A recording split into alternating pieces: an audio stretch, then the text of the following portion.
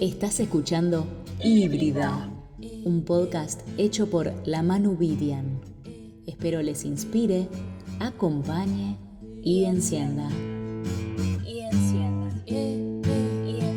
Bueno, Edu, gracias por coparte en charlar. ¿Hace cuánto que sos cura? Ahora en octubre van a ser 20 años. Es un montonazo. Cuando acá hay muchos jóvenes en la parroquia, cuando pienso que hay pibes que no existían y yo ya era cura, me da un poco de bajón, ¿viste? Me caen los años encima, pero lindo, contento. Bien. Es una bocha de tiempo igual. Sí, está bueno. ¿Y alguna vez dudaste de tu vocación? ¿Tuviste un momento así desafiante? Me bajo, ya fue un montón. Cuando estaba en el seminario tuve un momento así, no de decir, me bajo o no, pero sí como de planteo de si quería o no seguir por este camino. Que fue un tiempo, fueron unos meses ahí de estar como suspendido, me acuerdo de esa sensación, de decir, bueno, realmente no sé si me quedo, si me voy.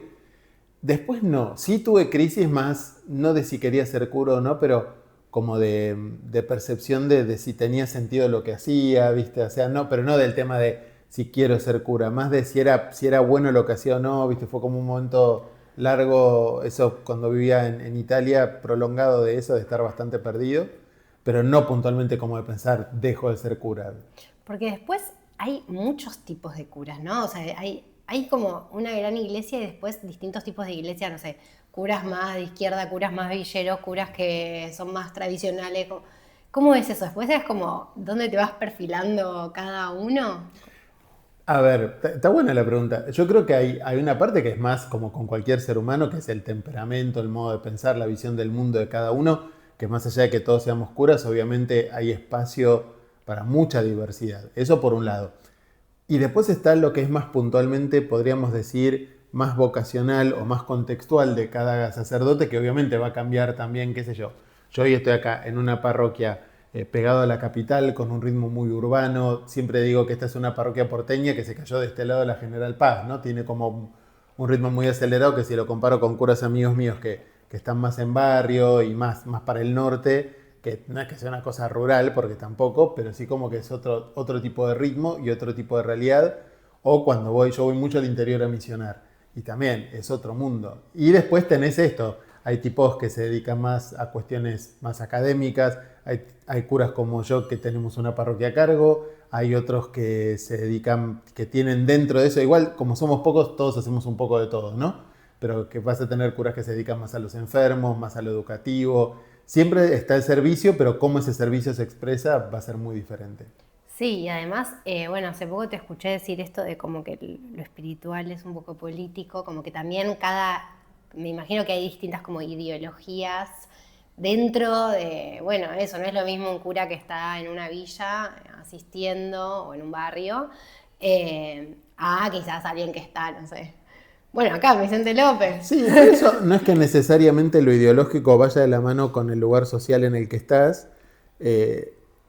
sino que más bien te diría que eso es una cosa más personal. Yo conozco curas que son muy tradicionales y están en zonas muy humildes, y hay tipos que son muy progres y que están, como que no siempre lo ideológico va de la mano con dónde estás, ¿no? Yo sé que la gente, claro, le decís Vicente López y se imaginan eso, zona norte con Urbano Cheto, viste, que igual es cierto, pero no es que eso implique necesariamente una cierta forma de pensar.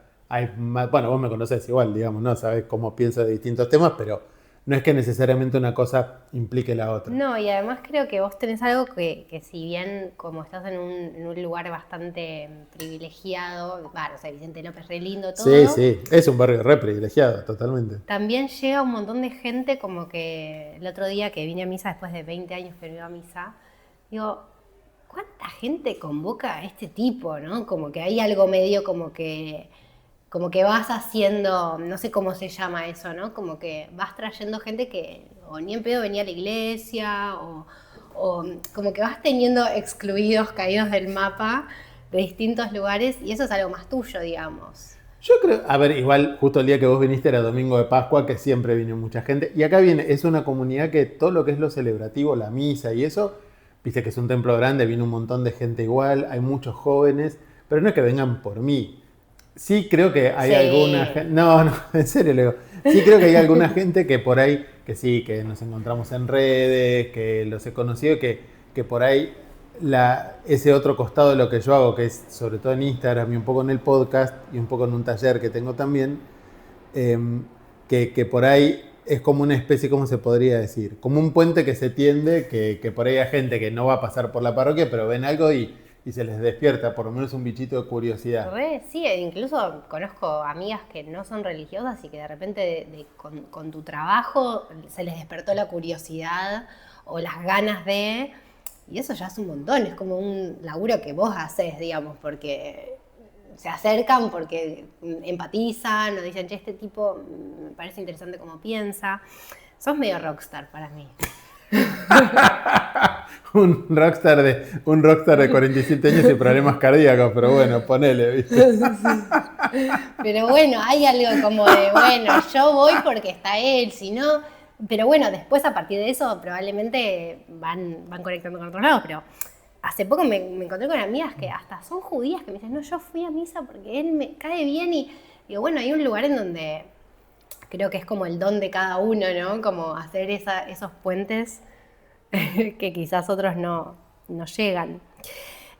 Bueno, este momento de Dios me abandonaste, ¿lo tuviste alguna vez? Nunca, la verdad que nunca me pasó, no así, no como de sentir, más bien lo que a mí me ha pasado es en los momentos difíciles de sentir mucho que Dios estaba cerca. Okay.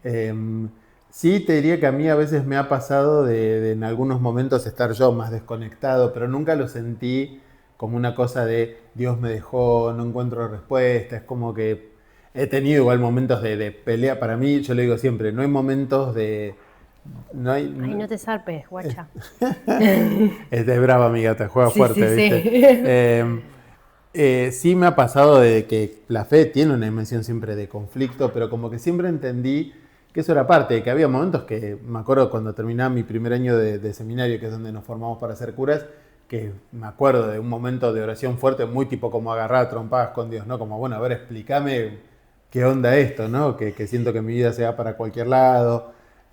Eso sí, pero no una sensación de abandono. Sí de conflicto, pero no de abandono. Ok, porque esta cosa, yo cuando era más chiquita creía como que Dios siempre es bueno y entonces a veces decía, bueno, si es siempre bueno, obviamente en cosas muy pagas, tipo que gane mi equipo de fútbol, o sea, como que lo pensaba como si es bueno, sabe que tiene que ganar Argentina, no sé. Pero después como que uno se va dando cuenta que quizás no es tan así. Y hay como una... ¿Para vos cómo es Dios? ¿Es siempre bueno o es medio salvaje y malo a veces? Yo creo que el tema es, hay una cosa que a mí en ese tipo de cosas, la teología que aprendí en el seminario me ayudó mucho, que es que de Dios siempre vas avanzando, primero que de Dios siempre más lo que no sabemos que lo que sí sabemos. Eso por un lado. Y que de Dios siempre vas afirmando y negando al mismo tiempo, porque si Dios es bueno, sí, pero no es bueno como a veces nosotros entendemos que implica ser bueno. Dios es amor, sí, pero bueno, amor es una palabra tan cargada, viste, hay que ver qué entendemos por eso, ¿no? Sí, y esta cosa de todo pasa por algo también es como una trampa a veces, ¿no? Sí, como... yo la detesto esa frase igual. A ver, hago doble clic sobre eso. Yo hace rato que digo, detesto el cristianismo de frases hechas y también en el mundo de la espiritualidad, viste que para decirlo así medio en criollo, hay mucha falopa, ¿no? Hay mucha cosa de frase, si sucede conviene, todo es por algo, Claro. que aparte es como, para mí cuando le decís eso, sobre todo a alguien que sufre, le estás como invalidando lo que está sintiendo, ¿no? Y no estás dando tiempo, que ese es uno de los grandes temas para mí hoy en el mundo de la espiritualidad, no es tiempo para el proceso. Una cosa es que una persona, después de un camino, de pensarlo, de rezarlo, de meditarlo, de procesar las cosas como buenamente pueda, diga, esto sucedió para esto o por esto. Y otra cosa es que vayas vos y le digas, todo es por algo. No, viste, o sea, ponele que sí, pero en el fondo es una cosa fácil de no permitir que te atraviese lo que te está pasando o lo que le está pasando al otro. Sí, hay cosas que duelen y y está bien que duelan, como Sí. que quizás no siempre pasa por algo, o por lo menos no te das cuenta en ese preciso Exacto. instante. Sí, hay mucho de eso para mí dando vueltas que a mí me pone loco, ¿viste? Y Sí. que me parece que hace mucho daño. Y esta cosa que te preguntaba antes de que, bueno, para mí vos hablas bastante de la amabilidad, de ser amable, de ser buena onda, como que mucho de tu trabajo tiene que ver con eso. Si por momentos no te cansa esa buenitud que se espera de vos, o sea, uno no espera que el padre sea como mala onda o te conteste mal o te corte el rostro, como que decís, no, tiene que ser bueno siempre. Si por momentos no te cansa o también te conecta con una oscuridad más tuya de... Por ahí el tema es ver qué entendemos cuando hablamos de oscuridad, porque muchas veces, hace muchos años leí algo que me gustó mucho que decía justamente que por ahí hoy todo lo referido a lo sexual dejó un poco de ser tabú o no es tan tabú como antes en todo lo que es el mundo de nuestra afectividad y nuestras emociones, pero la agresividad para mucha gente sí es como un cuco, ¿no? No, enojarse está mal, no te puedes enojar. Y en realidad desde una visión muy clásica, el tema no es no enojarse, sino saber cuándo, con quién, de qué manera, pero no es un tema, ¿viste? Y yo hoy lo vivo mucho, que tengo una responsabilidad conduciendo una comunidad y demás, que a veces que te tenés que enojar. El tema es cómo lo decís. Y más en mi caso, que soy varón, que soy la autoridad, que soy una persona con una cierta cantidad de poder en el lugar que me toca, yo tengo que ser especialmente cuidadoso, ¿no? O sea, ¿no te da miedo que la gente no te quiera? Porque decís, bueno, pará, me puso los límites.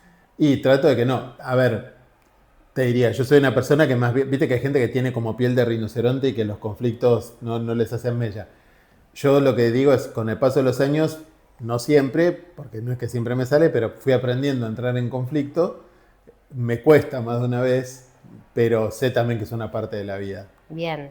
¿Y cómo manejas esto de tu oscuridad? Si llamamos la oscuridad, o sea, tus lados como, no sé, como lo que no es lo visible, como a través de la confesión o... Sí, pero no tanto como una cosa de, qué horror esto, ¿no? Sino más, por lo menos yo, bueno, esto como te decía, yo tengo 47 años, ya atravesé lo que es, viste, tengo como una conciencia muy clara de estar en el segundo tiempo del partido y hay mucho para mí ahí de como de tratar de entender qué es lo que hay detrás siempre, ¿no? Detrás de, qué sé yo, no sé, ahora justo no estoy yendo a la nutricionista, pero trabajar mi relación con la comida, por decirte, un lugar que para mí siempre es un lugar de fragilidad, más difícil. O también en lo que es el diálogo con mi agresividad, con mis broncas, con las heridas que yo sé que traigo de mi vida, pero me parece que el tema no es tanto como enojarse con eso, sino entender que es una parte, ¿no? Bueno, qué sé yo, lo que se llama a veces se habla de la integración de la sombra, o otras veces hay un autor que habla de una espiritualidad desde abajo, que me gusta mucho eso. Nosotros hablamos muchas veces de la espiritualidad desde arriba, de ideales, metas, cosas, pero también hay un trabajo espiritual que se hace desde lo profundo de uno, desde todos esos lugares a veces más incómodos, pero muy reales de lo que somos también. Sí, como que también en esto de la espiritualidad, de frases hechas, la luz, la búsqueda de la luz. Y siento que a veces, ahora otra pregunta que tenía era como el tema del rezar, ¿no? Pero se nos vuelve como muy utilitario, como rezo para conseguir esto, ¿no? O por ejemplo, yo el otro día estoy con un tema con mi hija y dije, voy a hacerle una promesa a la Virgen de Lourdes que me cae bien. Y le voy a decir, bueno, sí, si Viole logra esto, no fumo más, pensé, se la voy a prometer. Y después pensaba, es muy utilitaria esta promesa, es como, dame lo que quiero y yo te doy otra cosa. Y a la vez digo, bueno, ¿cómo vincularse con el rezo o con las promesas sin que sea todo como un toma y da que no sé cómo, no sé si se puede o no? Sí, es que, a ver, te diría, la parte de pedir, que igual yo siempre digo, porque hay gente que te dice, porque me dijeron que no hay que pedir, hay que agradecer. Digo, pero es que no es que es una cosa o la otra, pero aún en ese registro, te diría dos cosas. Uno, que cuando uno arranca a rezar, no importa desde dónde arranca o desde qué lugar, que a veces puede ser un lugar de necesidad, de necesidad, hasta a veces eso, muy pragmático, muy utilitario, si querés, como decís vos, siempre hay algo que va quedando en eso. Porque Dios nunca te da simplemente lo que pediste y listo, siempre hay más. Y por otro lado, rezar es mucho más que eso, porque es, por lo menos en la tradición cristiana, rezar es cultivar un vínculo más que nada. Había una mística, Santa Teresa de Ávila, que decía que rezar era tener trato de amistad con Dios. Okay. Y entonces para mí rezar tiene mucho que ver con esa experiencia. Yo rezo mucho en general repitiendo una frase o a veces leyendo algún texto cortito, ¿no? Repitiéndolo. Más que nada como una manera de cultivar esa percepción de que hay alguien más, de una presencia que después me acompaña a lo largo del día, pero como que esos momentos sirven para eso, ¿no? Sí, también algo de entregarle a lo supremo, ponerle en este ejemplo que para mí no fue tan pavo, pero digo, pensar en hacerle una promesa a la Virgen de Lourdes, como también hay como un compromiso con, che, bueno, ahora lo tengo que hacer, Claro. porque hay algo como superior que bueno, que quizás no es lo mismo que con uno mismo que se traiciona, como Claro. que también hay algo de conectar con esa otra cosa, que creo que todas las religiones tienen algo de lo divino, ¿no? Como no sé si es solo el cristianismo, ese Dios. Sí, sí, después va a depender cómo cada tradición lo expresa, lo vivió, pero obviamente siempre está esa conexión con, sí, con lo sagrado, si querés, con lo santo, para decirlo del modo más amplio posible. Claro, exacto. Bueno, y esto de si crees en los milagros, porque yendo en la lógica de las promesas, hay algo medio como, bueno, prometo esto y espero. ¿Existen los milagros? ¿Cómo son? Vos sabés que cuando hablábamos de esto y me contabas de estas preguntas, yo pensaba, me acordaba de esto. Yo fui criado en un cristianismo muy práctico, ¿viste? Muy concreto, muy mis papás, sobre todo mi papá, muy de un catolicismo del compromiso social con el otro, muy de expresarse como en un nivel, si querés, hasta medio más bien ético y comunitario. Y después, en mi colegio, que me marcó mucho también, y en el seminario, que por supuesto también, la línea era un poco la misma, ¿no? Entonces, no es que no hubiera una dimensión más mística, pero sobre todo como la cosa extraordinaria era mirada más como corrida para el costado, como por usar un término más de otras disciplinas, como que fui criado en un cristianismo muy del desencantamiento del mundo. Pero con el paso de los años, como que me he tenido que ir abriendo esta cosa de que hay un montón de cosas que uno no tiene mucha manera de explicarlas y que sí, esto, o sea, la palabra que usaríamos para esto es que esto es un milagro, o sea, una intervención de Dios que no puede ser, Dios interviene siempre, no solo de un modo milagroso, pero que hay una intervención que es tan directa y tan inexplicable que milagro es la palabra que mejor le cabe. Sí, o esas cuestiones que vos decís, acá no sé, he charlado una vez con un amigo que es el único día del año que faltó a su trabajo, que era en la AMIA, fue el día que pusieron la bomba. Claro. Decís, hubo algo, y él dijo, bueno, hoy no voy. O sea, algo del orden de lo divino sucedió, porque si no, es raro, como que... Sí. En el Evangelio de Juan, que es uno de los relatos sobre la vida de Jesús, me encanta, Jesús en todos los evangelios hace milagros, pero me encanta que en ese evangelio Jesús no habla de milagros, sino que dice que son signos. O sea, son algo que te remite o debería remitirte más allá de eso que aconteció, por sorprendente y milagroso que sea, que sobre todo es remitirte a Dios, a una presencia. Sí, sí.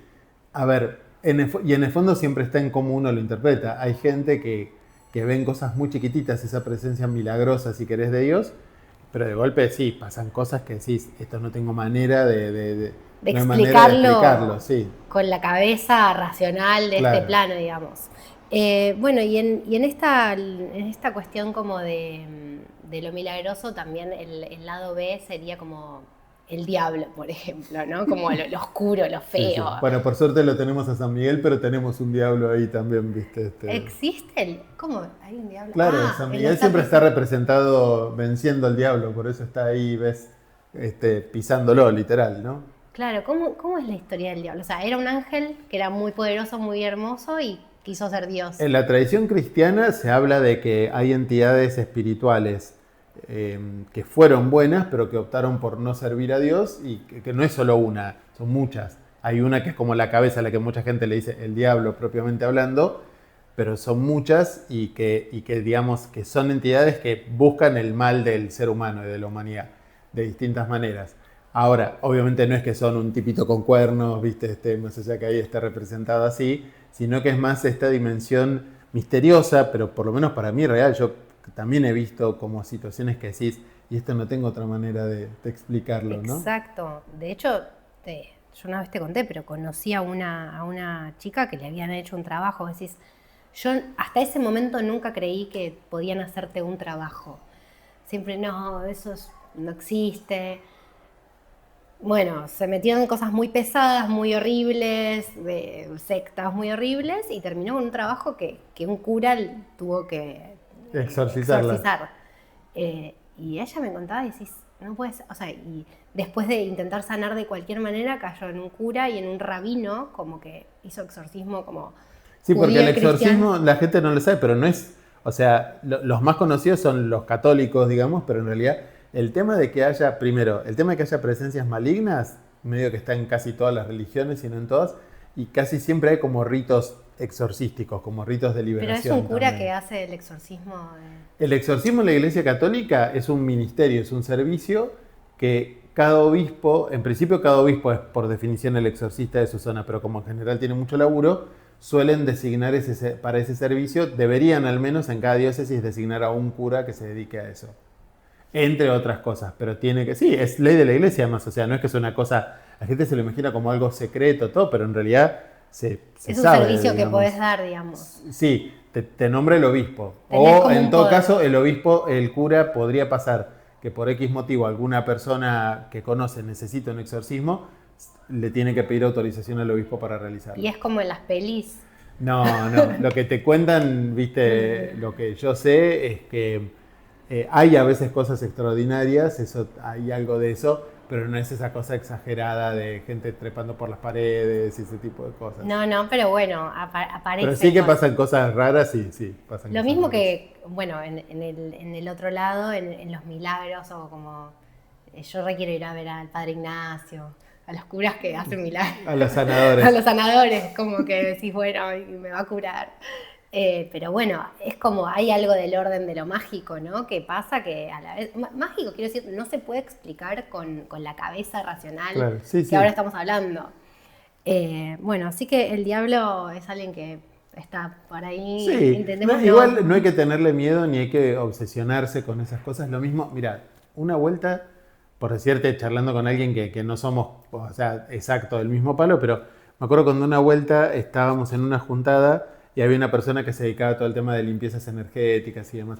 Y me pareció muy interesante esto, que le preguntan en un momento, bueno, ¿y cómo hacemos para protegernos? Y ella dijo, ¿sabes qué pasa? Que ya si arrancás pensando, yo me tengo que proteger, porque todo es como estar pensando que todo el tiempo hay algo que te quiere atacar, ¿no? claro. Y hay gente también en el campo católico o en otros campos del cristianismo que es como si el diablo estuviera por todos lados, en todas partes, y como si te pudiera agarrar a la primera de cambio. Y en el fondo, si uno cree que Dios es bueno, que el que ganó esta historia es Dios, y uno no debería vivir obsesionado. Hay un poco de morbo también en eso a veces, Sí, ¿no? y sí, bueno, creo que es también todo lo prohibido, porque aparte se le adjudicó todo lo prohibido, inclusive quizás cosas que pueden ser divertidas al diablo. Entonces de repente el Claro. diablo es como muy seductor en un lugar, entonces Sí, no es sí. solo malo y horrible, también es como, Sí, tiene obvio. todo lo prohibido. Bueno, por eso siempre igual esta idea de, sí, es como un tema complejo, ¿no? Porque esta es verdad, esa cosa, esa demonización de muchas cosas que no tiene sentido y es dañina, pero sí es verdad esta idea de que muchas veces el mal te tienta bajo, en general la tentación siempre viene, como se dice en lenguaje clásico, bajo especie de bien. Nadie está tentado por algo malo, siempre pensás, bueno, acá hay algo bueno, lo que pasa es que Sí, después, viste, o obvio, o el poder, o tocar zonas más oscuras, yo lo veo mucho quizás en ambientes más artísticos, como tocar zonas más oscuras como para ser un artista más, La cosa del artista torturado, sí, sí. claro, o darky, o border, o pasar ciertos límites personales como para poder acceder a otro lugar, y ahí, bueno, un poco podés juguetear, pero bueno, es parte de la vida, no creo que ahí te estés metiendo con el diablo, es No, como, no. es parte de lo interno que tenemos todos. Bueno, hablando de las existencias raras, ¿qué onda el ángel de la guarda? Bueno, es como una tradición. El tema de los ángeles, viste, es como algo que está muy arraigado en la tradición cristiana, que tiene que ver eso. Ángel, viste, en realidad es un título. Ángel quiere decir mensajero en griego. Okay. Viste, evangelio quiere decir buena noticia. Ángelos en griego es mensajero y hace más referencia a esta dimensión como de mediación, de que también en la tradición cristiana está esta concepción, esta experiencia de que hay presencias espirituales buenas que acompañan, que traen como un mensaje no en el sentido de que siempre vengan a decirte algo, sino de que su misma existencia es como un puente, un mensaje entre Dios y uno. Y en eso se fue arraigando esta experiencia de que cada persona tiene un ángel como asignado que lo cuida. Entonces, después es algo creo que está muy vinculado con la infancia, viste que suele ser la primera oración que muchas veces muchos chiquitos lo primero que aprenden es la oración al ángel de la guarda. Para mí tiene algo muy lindo, más allá de la cosa concreta, de esta experiencia de que Dios se ocupa de vos, se ocupa de cada uno con nombre y apellido. Sí, pero igual esa oración siento que puede ser un poco más amable, ¿no? Porque si me dejas solo, ¿qué será de mí? Es como, uy, si no tengo al ángel, estoy en la B, ¿no? Sí. Entonces es como que para los niños podría ser, bueno, ángel, cuídame, te amo. Pero para mí fue la oración que repetía todas las noches, todo el tiempo en mi infancia, y yo me acuerdo de pensar como a la noche en la oscuridad hay un angelito que está protegiéndome. Pero a la vez digo, existe, no existe. Y después uno va viendo también en lo holístico que varias como líneas hablan de los guías, como alguien que te está mediando entre esa divinidad toda. Pero bueno, no es que tiene nombre y es un gordito con alas para vos. No. Es como un ser. No. Nombre puede ser, lo que no es eso, es una realidad espiritual. Después, todos esos símbolos, las alas, los ojos, ¿viste? Hay distintos símbolos para hablar de los ángeles.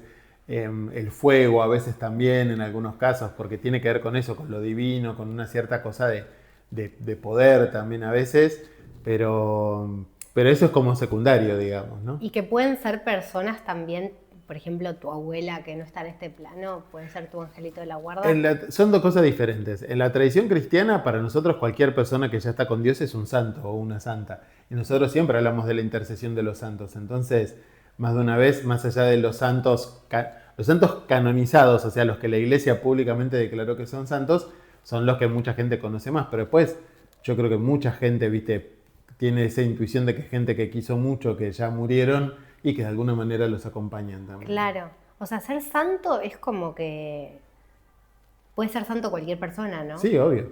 Todos estamos, de vuelta, en el cristianismo todos estamos llamados a la santidad y yo creo que en general todo el mundo tiene, aunque sea algún chispazo de eso, ¿no? De esa presencia amorosa de Dios. Claro, eso no lo entendía, claro, no es como las vírgenes, los santos. Porque la Virgen es siempre la misma, es María con distintos vestuarios, digamos, ¿no? Pero, viste, lo mismo que a vos, qué sé yo, no sé, en un lugar te dicen Manuel, en otro te dicen Manu, en otro te dicen, no sé, Pupi, viste, Claro. Y uno, según el lugar, como que más allá de que uno siempre es el mismo, de golpe la percepción del otro es más particular. Con María es algo similar, ¿no? Claro, perfecto, sí, no entendía, pero yo fui muy fan en un momento de una que se llamaba Santa Joaquina de Vedruna, me caía bien. No la conozco esa. Santa Joaquina es una mina que tenía un montón de hijos, pero de repente en un momento se ordenó a las carmelitas descalzas y empezó a ayudar a todo el mundo,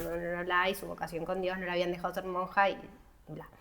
Y yo digo, ¿cómo puede ser santa si tenía pibes? Como que no entendía bien eso de cómo puede ser Santa Joaquina si en realidad es una mina. Sí. Pero eso es lo lindo, santos hay muchos, o sea, no es que todos, es verdad que hay mucho cura, monja, porque también como hay todo un proceso para la canonización, muchas veces eran las mismas comunidades las que podían sostener eso en el tiempo, pero más allá de eso hay santos viejos, jóvenes, gente casada con familia, chicos jóvenes como Carlos Acutis, que es un chico que tenía su cuenta de YouTube, viste, o sea, que se canonizó hace poquito, como no es un fenómeno de hace 2000 años. O sea que podés ser santo. Sí, es la idea, en realidad estamos en esta vida para eso. Me encanta, digamos. Quiero la estampita ya. Ya quiero la estampita de Edu. Bueno, un poco de actualidad, ¿cómo abordás esto de las identidades, de las distintas identidades, la diversidad en esto de los colectivos LGBTQ+, o lo no binario, lo trans? ¿Cómo lo abordás vos? Porque entiendo que en la iglesia hay como muchas visiones de esto, pero ¿qué sentís vos con eso? Sí, a ver, primero, para arrancar por ahí, la gente a veces tiene esta concepción de que la iglesia es una cosa monolítica que nunca cambia, pero sobre todo creo que en este tiempo del papado de Francisco, si hay algo que vimos es que la iglesia es una realidad mucho más dinámica de lo que a veces algunos se imaginan. A pesar de que, por lo menos en mi caso, uno querría que en algunas cosas fuéramos un poquito más rápido, un poco bastante, pero por ejemplo, cómo hablamos hoy de la gente del colectivo es muy distinto, no solo te digo de hace 15 años, de hace 10, 5, ¿no? Hay como algo que va cambiando mucho. Yo creo que todavía hoy lo que le falta a la iglesia en este plano es sentarse a escuchar mucho y entender un poco más la realidad de la gente del colectivo. Que eso, gracias a Dios, va pasando, que también las redes han hecho que muchas voces, no solo en el campo de la iglesia en general, que eran más marginales, ahora se escuchen más, vas escuchando cada vez más en distintos lugares, que hay gente católica LGBTQ que arma sus redes, sus espacios. Acá en nuestra zona tenemos una pastoral de la diversidad sexual que se está dedicando hace un tiempito a empezar a juntar a la gente del colectivo para hacer un puente entre la iglesia y el colectivo. Hay mucho de eso. No es que yo digo todo esto porque no es que yo soy una especie de mónada, sí, ¿viste? Así que anda flotando por el aire. Hay mucha gente que está en la misma que yo. A mí lo que me fue pasando es que la experiencia de escuchar a mucha gente del colectivo ya siendo cura me fue cambiando la mirada, sobre todo cuando vas haciendo vínculo, cuando te vas haciendo amigo. Y eso obviamente te va cambiando. Y después también uno va viendo, también desde la teología, desde lo doctrinal, hoy hay un montón de planteos distintos, hay otras relecturas, hoy tenemos, qué sé yo, por ponerte un ejemplo, hay textos bíblicos que han sido muy mal interpretados, que mucha gente los ha usado para justificar una cierta condena de la homosexualidad. Pero hoy entendemos que no puede ser así por el mero hecho de que el concepto de homosexualidad tiene 100 años más o menos, no es como una cosa nueva, no había hace 2000 años no se entendía que hubiera una orientación sexual. Bueno, pero hay todo como una lógica de la familia, el matrimonio, como que todo eso me parece que se está como, por lo menos abriendo a otras visiones, o bueno, hay distintos tipos de familia. Sí, entender eso y entender que hay distintas maneras de vincularse, de relacionarse y tener una mirada más positiva. Que de vuelta no tiene que ver solo con lo religioso, ¿no? Qué sé yo, hasta no hace tanto la homosexualidad estaba en el DSM-4, ¿viste? Estaba catalogada como una enfermedad. Hoy, gracias a Dios, ya no es más así. O sea, la iglesia ya no lo considera así. No, pero el DSM-4 no es una cosa católica, es un manual de psiquiatría. Okay. Por eso te digo, como en ámbitos no religiosos, nada que ver, estaba también como visto como algo negativo. Ha ido cambiando, hay mucho por hacer.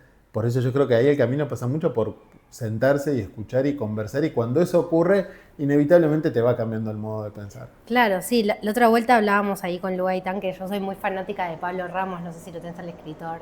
Bueno, no lo conozco. Es increíble, pero es muy border, mucho contacto con el diablo, las drogas, todo lo que te puedas imaginar, y el tipo se volvió muy cristiano ahora. Y en una entrevista dicen, che, Pablo, o sea, no coincide para nada. Y él dice, es que el único que me escuchó en el momento más oscuro, a mí, a mis amigas trabas, a mí esa amiga puta, bla, bla, bla, fue un cura. Dije, no, loco, vos sos lo más, a partir de ahora creo en todo esto, como que, bueno, hay algo de, entiendo que se está abriendo, que vos decís, no puede ser que este escritor que tocó todos estos lugares tan marginales, de repente dice, yo rezo, ahora rezo, y el chabón dice, bueno, a mí me abrió la cabeza un cura, entonces digo, hay como toda una militancia en eso, ¿no? Como sí, a ver, de algunos quizás. No, pero es que el tema es que en realidad, a ver, lamentablemente no siempre ni fue, ni es, ni será así, pero el centro, eso no es una novedad, eso es porque el centro del mensaje de Jesús es la misericordia, es esta idea de escuchar y recibir con amor el dolor del otro. Dios se nos manifiesta como misericordioso, como amoroso.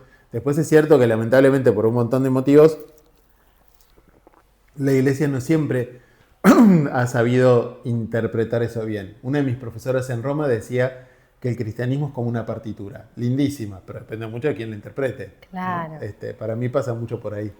Bueno, y que siguiendo por esta lógica de la inclusión, ¿por qué las mujeres no pueden ser curas, ni dar misa, ni...? Yo creo que, a ver, la explicación cortita es porque sigue habiendo mucho machismo en la iglesia. Creo que es un tema que, gracias a Dios, a pesar de que se va muy, muy lento, y en esto puntualmente siento que los católicos hoy somos los que corremos con más desventaja. Ahora hay una discusión ya con el tema de las diaconisas, que sigue ahí, que yo pensé que iba a ir más rápido, pero sigue medio lento. Pero es como un tema que ha sido de discusión más teológica, que Juan Pablo II en un momento dijo, sobre este tema no se discute más, pero después también otros teólogos, a mi juicio, con buen fundamento, dicen, en realidad no es tan válido decir algo así. Entonces hay como una cosa de debate medio interno, pero que hace que la cosa siga medio trabada, lamentablemente. O sea, como que es algo que se estableció hace millones de años y quedó así, nunca, bueno, Sí, sociedad, en realidad hay patriarcado. testimonios de ministerios. Lo que pasa es que la iglesia, por eso te decía, no es que siempre fue como es ahora. La forma de la iglesia, su estructura, su jerarquía, no fue siempre igual. Y en los primeros siglos hay testimonios de ministerios de mujeres, pero porque también era una cosa muy distinta, no era la cosa tipo papa, obispos, curas, como era ahora. Eso lamentablemente sí, se fue perdiendo. En muchas cosas la iglesia también se contaminó del machismo del ambiente, ¿no? Ajá. Sí, y también en esto de la Biblia, pienso, no sé, de los 12 apóstoles, como que yo siempre me cuestiono, alguna mujer tenía que estar por ahí, como que bueno, no sé si hay como toda una historia que, bueno, no fue escrita, el patriarcado, bla, bla, No, bla. igual también, bueno, por eso, hay textos bíblicos que van hablando, por ejemplo, que hablan de una mujer entre los apóstoles. Aparte, esto es más largo, pero los 12 es una cosa, los apóstoles son otra. No es exacto lo mismo, porque ponerle San Pablo es un apóstol y no es de los 12. Los apóstoles son estos que van a ser los fundadores de comunidades y en eso aparecen también figuras femeninas. Claro, pero no estaban en la mesa, en la foto esa de la mesa. Eso, bueno, ese es como el Pero- relato posterior, ¿viste? Pero de vuelta, hoy hay, desde la teología feminista, que hay mucho, y desde estudios bíblicos, hay otra comprensión de esos textos y de la presencia de las mujeres en la iglesia primitiva. Bien, espectacular. Bueno, voy resumiendo, porque podría estar charlando un montón con vos. El tema de la muerte. Algo tranqui, como para ir cerrando. Sí, igual me quedan un par todavía. Pero el tema de la muerte, yo te voy a decir todo lo que me imaginé desde chiquitita con la iglesia cristiana, ¿no? Vos si fuiste bueno, vas a un lugar que te evalúan, tipo un juicio, que es el purgatorio, como que te van a decir fuiste bueno, fuiste malo, vas al infierno o vas al cielo. ¿Esto sigue siendo así o Nunca fue tan así en realidad. O sea, el purgatorio para nosotros es... Primero, la iglesia es muy sobria con respecto a qué pasa después de la muerte, ¿no? O qué sea, pasa? que eso para mí siempre es muy bueno. Y hay algo que decía Ratzinger, que después fue Benedicto XVI, que a mí me gustó mucho, que decía, todo lo que digamos sobre el más allá lo tenemos que decir en la medida que nos sirva para vivir mejor el más acá. O sea, los datos, si querés, o la reflexión sobre lo que pasa post-mortem nos tiene que servir, para decirlo de alguna manera, para el pre-mortem, ¿no? Ok. Entonces, en la visión cristiana, primero todos estamos llamados al cielo, a la felicidad, a la plenitud. Decimos cielo por decir algo, ¿no? Pero en sí el cielo no es un lugar, es ese vínculo pleno con Dios, es esta realidad de comunión plena con Dios y en Dios con los otros, ¿no? No es solo yo, solo esta cosa muy individualista que a veces Pero no es algunos que entienden. reencarnamos para la No, tradición en el cristiana. cristianismo no hay reencarnación. Es esta vida que tenemos. Porque Ok. justamente la visión es que somos una unidad, somos cuerpo y alma. Por eso también hablamos de la resurrección de la carne, de algún tipo de transformación que no es solamente del alma, digamos, sino de la totalidad de la persona. Ok. Pero no de una reencarnación. Que además una cosa que pasa es que mucha gente te habla de reencarnación, pero hasta donde yo sé, en el budismo, en el hinduismo y por lo menos en la mayoría de las doctrinas reencarnacionistas que conozco, no es esa idea que tiene mucha gente acá en Occidente de yo, Edu, me muero y voy a ser Edu, pero con otro envase, digamos, ¿no? Es Claro, como, de repente reencarnás es- en otra, no sé, en un sí, chino. pero no hay una subsistencia de la persona, digamos, ¿no? A eso voy. Ahora, en el cristianismo sí, sos vos siempre, está esta vida, está llamado a esta plenitud. Y hay ahí, si querés, sí, como tres caminos. Estará el que va al cielo directamente. El purgatorio, ya vas camino del cielo. No es como que no se sabe. No es un juicio. El purgatorio es como una preparación porque por algún motivo en tu vida hubo algo que no terminó de plenamente abrirse a Dios para prepararse para eso. Como una ¿no? escuela. Como una escuela. Un cura que conozco decía que era como un gimnasio para poder recibir un regalo grande, ¿no? Como hacer pesas para Ok. poder sostener un regalo. Me gustó esa imagen. O el infierno, que es una posibilidad. Nosotros no sabemos si hay alguien en el infierno o no, pero que desde la idea de que Dios respeta nuestra libertad, bueno, de que está la posibilidad de que uno pueda quedarse sin Dios. Ok. Claro, quedarse como Sí. si fuiste, porque hay gente mala, o sea, existe el mal y existe la gente mala. Sí. Lo vemos en las noticias todo el tiempo, en la realidad, pero digo como que, no sé, como que también me aterra esa idea de, ¿y entonces? Sí, yo creo, a ver, lo importante para mí es pensar que Dios siempre quiere lo mejor para cada uno. Por eso te digo, de hecho, viste, Francisco retomaba una idea de Teresita de Lisieux, una santa, que ella decía que al infierno se lo imaginaba vacío, ¿no? Ah, Entonces, qué sé yo, no sabemos. Bueno, genial. Bueno, esto, en esto de que la gente te ama y sos medio rockstar para mí y tenés esta cosa de la comunicación, entonces comunicás, haces divulgación, gente que no es cristiana se acerca al cristianismo, entonces de repente haces mucho, no sé si es evangelizar, pero digo, como que naturalmente siendo vos lo haces. ¿Te gustaría ser papá o es un montón y... No, ni loco. Esa era una cosa, pobre, yo ahora yo estaba en Roma cuando lo eligieron a Francisco y por esa cosa de la vida estaba en Roma cuando lo eligieron a León, de pura casualidad. De pura casualidad no, pero como muy providencialmente estaba ahí. Y siempre pienso, qué loco pensar que a partir del momento que te eligen, que después, como suelen ser gente mayor, no es siempre que es tanto tiempo, pero Francisco fue papá, era un tipo grande y fue papá 13 años, ¿no? Quedás como encerrado en eso, ¿no? En el sentido que es una vida dedicada a eso. No. Yo no sé si hay alguien que se le pase por la cabeza. ¿Pero hay chances o tenés que hacer como un camino de como enganches, ser amigo de... De rosca, decís vos. Sí, de rosca política para poder llegar a... En la práctica, digamos, en principio cualquier varón bautizado católico puede ser papa, pero... Y en otras épocas pasaba que a veces se elegía alguien que no estaba en el cónclave, que el cónclave también fue una cosa del siglo XI, ¿viste? O sea, no, o hasta un poco posterior. Pero en la práctica lo que ocurre hace mucho tiempo es que el Papa sale de los cardenales, digamos, ¿no? Sale de los que se reúnen ahí, que son estos obispos designados por el Papa de distintos lugares del mundo, que son colaboradores más directos del papado, y en general se eligen entre ellos. O sea, para ser Papa en la práctica tenés que ser cardenal. Que no creo que ocurra igual. ¿Por qué? No, porque son 120 en el mundo. Igual tampoco que tengo ganas. Vos podrías ser uno. Te juro si que... llega a pasar, reproduciremos esta entrevista en ese momento. Si llega a pasar, te juro, no sé. Igual lo dudo 100% lo dudo al muchísimo, pero bueno, pues como que técnicamente puede pasar, lo dudo mucho que ocurra. Sí, pero digo, como que yo siempre pienso como en esto de ser presidente, ¿no? Como que, bueno, ¿qué enganches tenés que hacer? Y como que no es que pasa de casualidad de, che, mira, hay un cura que... Claro. No, tenés que ir haciendo como una carrerita. Acá no es que sea una cosa voluntaria, porque de hecho obispo no es que vos te votan, te eligen, cardenal te nombra el papa, o sea, no es que es algo que uno pueda activamente buscarlo, pero cuando va ocurriendo ahí sí, uno se va como posicionando más ahí, digamos. Hermoso. Bueno, me quedan 2 preguntas. ¿Cuál es tu personaje favorito de toda la movida cristiana? Uy, es muy difícil. Sin sacando a Jesús. No, obvio que, o sea, Jesús ya lo corremos de ahí. De toda la historia, de los 2000 y pico años de cristianismo. Decir, bueno, a mí me copa esto, San Miguel, Sí, ok. A ver, te diría, una es Catalina de Siena, que es una mística italiana del siglo XIV, que es como, yo siempre la siento como una especie de mamá espiritual, que a mí conocer su vida cuando tenía 19 me marcó muchísimo y siempre la tengo muy, muy presente. Y ella es una, definitivamente.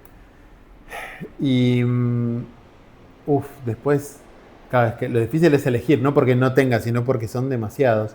Pero creo que si yo te tuviera que decir uno, hay un cura argentino, un cardenal justamente, que ahora está con causa de canonización para ser declarado santo, que se llamaba Eduardo Pironio y que él escribió mucho sobre temas, escribió y habló, además de ser un tipo, él muy de Dios, pero sobre temas que para mí son muy importantes, sobre todo sobre la esperanza. Entonces leerlo a él, todavía hoy siempre me marca, me ayuda. Creo que me quedaría con esos dos, pero son un montón, es muy difícil elegir. Bien, hermoso. Bueno, si no fueras cura, ¿qué serías? Bueno, eso es más fácil. Si no fuera cura, creo que haría cualquier cosa que tenga que ver con atender gente. Creo que tendría a veces pienso eso, como que tendría una librería con café, por ejemplo, alguna cosa de ese estilo. Y la gente iría a charlar con vos. Y la gente iría a charlar, sí, me fundiría los 2 meses. Creo que no sé si te vendo un libro, pero te charlo. Y de hecho, cuando voy a librerías de amigos, siempre me quedo charlando con los clientes también y todo. Y si no, creo que algo vinculado con el servicio, quizás con la docencia, que a mí, de hecho, yo doy clases, todo. Creo que iría por ahí. La comunicación, ¿no? Algo vinculado con la comunicación, con la docencia. Y también vas a publicar tu libro. Y ahora si todo sale bien, estoy en las últimas fases de terminar un librito chiquitito, como una especie de introducción a la vida espiritual. Hermoso. Bueno, última pregunta, ¿cómo te gustaría que te recuerden cuando ya estés en el cielo? Dios mediante. Yo cada vez más, bueno, yo me identifico mucho con esta idea de la búsqueda, por eso mi taller y el podcast se llaman La Brújula, esta idea de algo que te orienta en el camino. Y me gusta, ya con 47 años, como sentir eso, que el deseo de la búsqueda está muy presente, muy vivo en mí. Entonces, a mí una de las palabras que más me gusta es la de buscador. Creo que me gustaría que me recuerden así. Y como una buena persona, ¿viste? Básico, un buen tipo. Un buen tipo. Bueno, tenemos un regalito para vos. ¡Oh! De unas chicas muy hermosas que se llaman Milagros de la Abuela. ¡Ay, mirá qué buen nombre! Podés chusmearlo. No sabemos si usás estas cosas, pero si no, traen muy buena A suerte. ver. Che, qué bien esto. ¡Qué nivel! A ver si te gusta. A ver qué es. Bueno, esa es una velita. Velita siempre, ¿viste? Aparte, mira, naranja y pimienta me encanta. Además, bueno, siempre encender una velita para rezar es algo que me gusta un montón. ¡Ah, qué lindo esto! Mira, como un brazalete, ¿no es cierto? Sí, es una pulsera obsidiana. Creo que es obsidiana, ¿no? Ojo de tigre. Ojo de tigre y... Ojo de tigre y... Y obsidiana, sí. Obsidiana y ojo de tigre, que son dos piedritas como de protección. Después, bueno, nos imaginamos que ibas a necesitar como protección contra... Siempre nunca viene mal. La intensidad de las personas que te demandamos. Eso me dice mucha gente, pero no es tan... Viste, después hay que hay gente que me dice, no te drena. Obvio que a veces que te cansa, pero en general el contacto con la gente a mí por lo menos me vitaliza, ¿viste? Hace bien. Sí, yo pensaba todo el tiempo cuando te veía el otro día en misa como, todas las personas mirándolos, o esto que te compartía de una señora diciendo, ay, lo amo, quiero confesarme con él, él es me parece muy gracioso, porque yo no escucho nada de todo eso, ¿viste? Sí, pero digo, como esto es energía, claro. Y también para bien o para mal, ¿no? Si haces algo mal, pero bueno, para protección. Así que bueno, gracias. Muchas gracias, por la charla. Un placer. Bueno, muchas gracias.